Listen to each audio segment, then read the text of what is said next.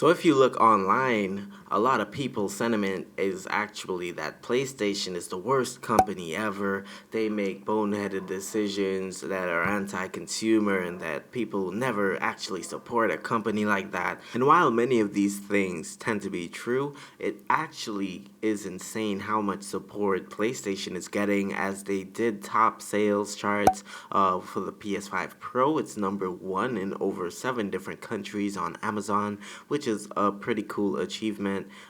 It is still a month away. Sony actually sparked a lot of this content among the PlayStation fans in February this year when it said during an earnings call that there'll be no sequels or updates to major existing titles on the PS5 before March 2025. And with that, we have kind of seen the repercussions of that. They did put a whole lot of money and investment into Concord. I think they were actually hoping that would be a home run, making a ton of money for the company. It unfortunately did not go to plan, but however, they still have some of the biggest game of the year front runners such as Astrobot, Final Fantasy VII Rebirth, which is a banger, and Metaphor of Fantasio, a brand new RPG on PlayStation 5. Actually, should get onto that game. But other possible contenders for the awards include Silent Hill 2, Helldivers 2, and Black Myth Wukong on all console exclusives. It is Sony at the end of the day. They did release a bunch of bangers that many people enjoyed, many people played across nations, across different galaxies. But on a serious note, a lot of Sony games has a ridiculously long dev time, and of course, they put a ton of effort trying to make it Game of the Year winners and actually have their games win awards. So this kind of isn't much of a surprise. It kind of does highlight a problem within the gaming community right now where games take forever to be cooked.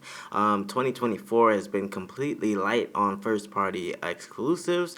Of course, Stellar Blade and these games are beautiful, but it seems that the sentiment on social media that games doesn't count unless it comes from a wholly owned first-party studio, but PlayStation has done a particularly good job of working with its partners to kind of keep the portfolio packed this year, still offering great experiences to gamers that purchased their console, not have it completely vast and empty with absolutely nothing to play like many commentators and many comment sections online may lead you to believe. By the way, if you reach this point, you might as well hit that like and subscribe button. Like, what are you doing? But moving on, of course, not everything PlayStation has touched this year turned to gold. It's complete misreading of the market with the first-person shooter Concord, an albeit uninspiring affair, will still go down in history after getting axed after 2 weeks. And yet, for all the talk of its live service initiative stumbling,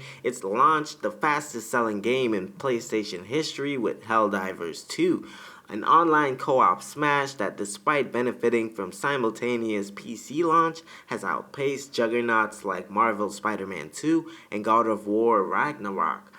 And those games are games that absolutely sell consoles. For Sony, people be excited for new releases of those games. And for Helldivers to come out and beat it, we can already tell that Sony will not completely axe their entire live service initiative. They probably will try it again, hopefully under better stipulations. They make a better game, hopefully. So despite all the hate online and despite all the recent controversy, it's quietly been a colossal year for PS5, and you get the sense that the best is still yet to come as the company kept its blockbusters really close to its chest. But in 2025, we should see the release of Ghost of Yotai, Death Stranding 2 on the beach with Marvel's Wolverine, and a bunch of new titles, as Sony actually came out on record to tell their investors that there will be no huge hitting games until 2025, March of 2025. So I assume after that date is reached, we're actually going to get some of the games they've been working on throughout this time. But many still argue that there's been a light year for the PS5 But the catalog of content that Sony has amassed paints kind of a different picture, and the most exciting thing is that it successfully filled the time while its first party teams continue to cook a huge second half to the generation possibly now awaits. So, guys, let me know what you think about this down below. I know Nintendo makes beautiful games as well. I know Xbox.